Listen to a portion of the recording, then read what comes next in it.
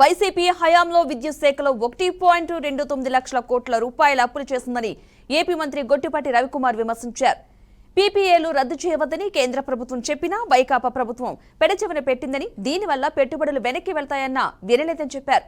శాసనమండలిలో ప్రశ్నోత్తరాల సమయంలో పలువురు సభ్యుల ప్రశ్నలకు మంత్రి సమాధానమిస్తూ మాట్లాడారు.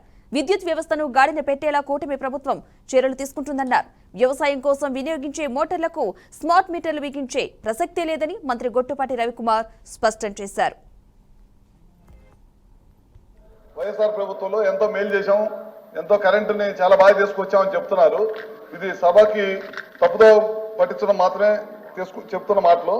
2014-19లో తెలుగుదేశం పార్టీ అధికారం చేపట్టే నాటికి ఆ రోజు ఆంధ్రప్రదేశ్ రాష్ట్రంగా ఆ రోజు దాదాపు 6 నుంచి 10 దాకా సాయంత్రం పూట కరెంటు విపరీతమైన పవర్ కట్స్ ఉండేవి.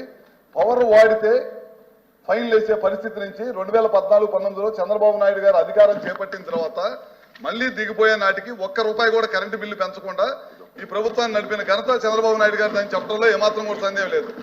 ఇందాక అంటున్నారు దాదాపు 29,000 కోట్లు అప్పు చేసిందని. ఈఆర్సీకి మేము దిగిపోయేటప్పటికి 3,000 కోట్లు మాత్రమే అప్పుతోటి మేము దిగిపోయాం.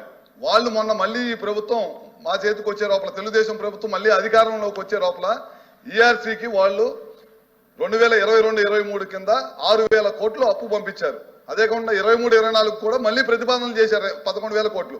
అంటే కేవలం 17,000 కోట్ల రూపాయలు ఒక్క ఈఆర్సీకి మళ్ళీ పంపించి ప్రజల మీద భారం వేసి మెదలకుండా చెప్పకుండా ఇంటికి వెళ్ళిపోయారు. ఇవన్నీ ప్రజలు